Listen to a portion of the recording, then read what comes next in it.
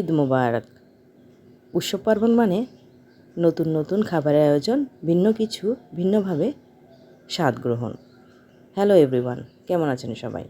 আমার নতুন একটি ব্লগে আপনাদের স্বাগত জানাচ্ছি। আজকে আমি আপনাদের তৈরি করে দেখাবো অত্যন্ত সুস্বাদু মজাদার সেমাই, একটি ভিন্নধর্মী ডেজার্ট আইটেম নিয়ে। আশা করছি আমার এই রেসিপিটি আপনাদের ভালো লাগবে। তো চলুন শুরু করা যাক আজকের রেসিপি।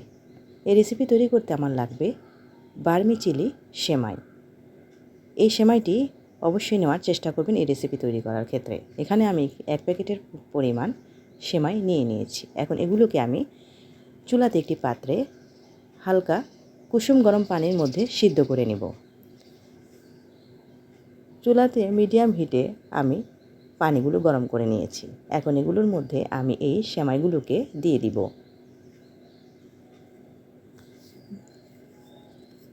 3-4 মিনিট একটু জাল দিয়ে নিব। সেমাইতে 1-2 বলক চলে আসলে আমি এগুলোকে চুলা থেকে নামিয়ে নিব।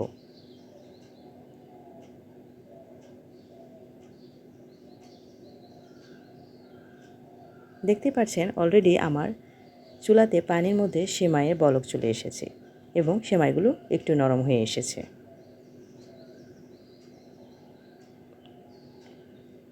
এখন এগুলোকে আমি চুলা থেকে নামিয়ে পানি ঝরিয়ে নিচ্ছি একটি স্ট্রেনারের সাহায্যে। পানি ঝরানো হয়ে গেলে যখন একটু ঠান্ডা হয়ে আসবে, এই পর্যায়ে আমি অন্য একটি পাত্রে এগুলোকে নিয়ে নিলাম। এখন এই সেমাইকে আমি সমান 2টি ভাগে ভাগ করে নিচ্ছি।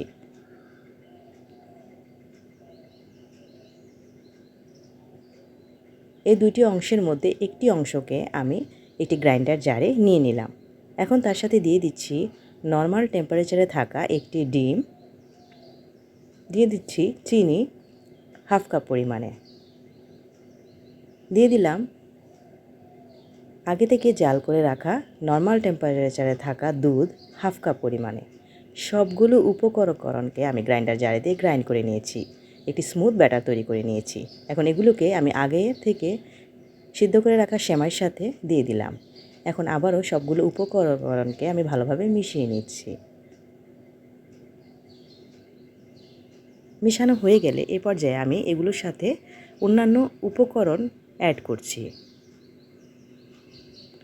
প্রথমে দিয়ে দিচ্ছি ভ্যানিলা এসেন্স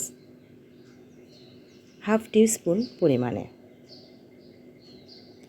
এতে ডিমের কাঁচা গন্ধটা আসবে না এবং নতুন সুন্দর একটা ফ্লেভার আসবে। ভ্যানিলা এসেন্স দেওয়ার পরে এখন আমি তার মধ্যে দিয়ে দিচ্ছি বেকিং পাউডার 1 টেবিল চামচ পরিমাণে এবং বেকিং সোডা 1/2 টেবিল চামচ পরিমাণে।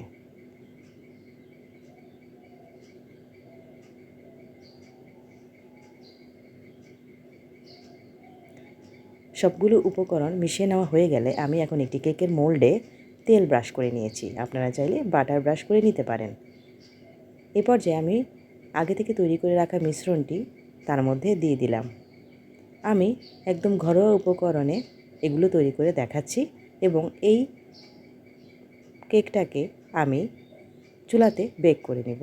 তাই চুলাতে নর্মাল টেম্পারেচারে আমি এগুলোকে বেক করে নিয়েছি। আপনারা চাইলে ওভেনও বেক করতে পারেন। বেক করা হয়ে গেলে এখন আমি এগুলোকে ঠান্ডা হওয়ার পর অন্য একটি পাত্রে নিয়ে নিয়েছি। এখন আমি পরবর্তী স্টেপে চলে যাচ্ছি। এটার উপরে একটি লেয়ার তৈরি করব। এজন্য অন্য একটি পাত্রে আমি নিয়ে নিলাম প্রায় 3 কাপের মতো লিকুইড দুধ। তার সাথে দিয়ে দিচ্ছি আমি 1 কাপের মতো চিনি। মিষ্টিটা আপনারা আপনাদের প্রয়োজন অনুযায়ী বাড়িয়ে অথবা কমিয়ে নিতে পারেন। দুধ এবং চিনি ভালোভাবে আমি মিশিয়ে নিচ্ছি। চিনিটা গলার পর্যন্ত আমি একটু নেড়ে নিচ্ছি। দুধ এবং চিনিটা গলানো হয়ে গেলে এখন আমি এগুলোর সাথে অন্য উপকরণ দিয়ে দিব। চুলাতে আমি এগুলো বসিয়ে দিলাম। মিডিয়াম হিটে এই দুধটাকে আমি জাল দিয়ে নিব। আমি অন্য একটি পাত্রে নিয়ে নিলাম আগে থেকে জাল দিয়ে রাখা নর্মাল টেম্পারেচারে থাকা দুধ 1/2 কাপ পরিমাণে। তার সাথে দিয়ে দিলাম কাস্টার্ড পাউডার 2 টেবিল চামচ পরিমাণে। দুধ এবং কাস্টার্ড পাউডারের মিশ্রণটি আমি ভালোভাবে মিশিয়ে নিয়েছি।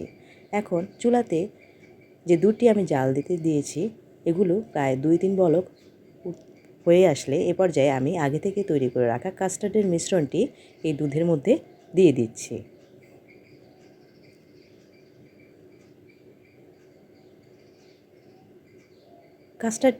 মিশ্রণটি দুধের মধ্যে দিয়ে দেওয়ার পর অনবরত নাড়তে হবে, কেননা এগুলো খুব সহজে জমে যাবে, বেশি সময় লাগবে না।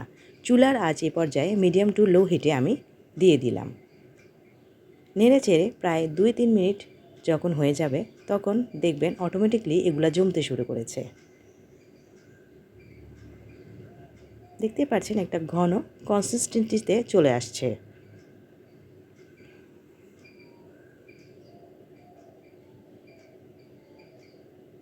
যখন এগুলো এরকম ঘন হয়ে একটা থকথকে ভাব চলে আসবে এ পর্যায়ে আমি এগুলোকে চুলা থেকে নামিয়ে নিব।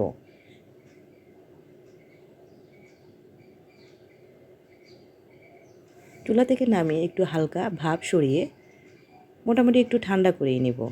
বেশি ঠান্ডা করতে যাব না, এতে জমে যাবে এবং আমার উপরের লেয়ারটা সুন্দরভাবে সেট হতে চাইবে না। এই পর্যায়ে আমি চুলা থেকে নামিয়ে নিলাম এবং হালকা একটু ঠান্ডা করে নিয়েছি।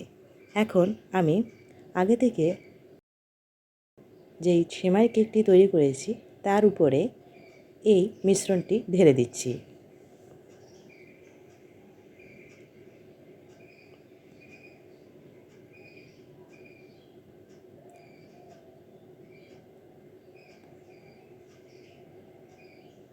ঢেলে দেওয়া হয়ে গেছে, দেখতে পাচ্ছেন কি সুন্দর সেট হয়ে গেছে। এখন এগুলোকে আমি একটা সাইডে রেখে দিয়ে চুলাতে একটি পাত্রে ঘি 1 টেবিল চামচ পরিমাণ দিয়ে তার মধ্যে কিছু সেমাই নেড়ে চেড়ে একটু ভাজা ভাজা করে নিয়েছি। একটু ব্রাউনিশ কালার আসার পর এগুলোকে চুলা থেকে নামিয়ে এখন আমি এই ডেজার্টের উপরেই ছড়িয়ে দিয়েছি। দেখতে পাচ্ছেন কি সুন্দর হয়েছে এবং ডেকোরেশনটা খুব সহজভাবেই করে নিয়েছি। আশা করি আমার রেসিপিটি আপনাদের ভালো লেগেছে।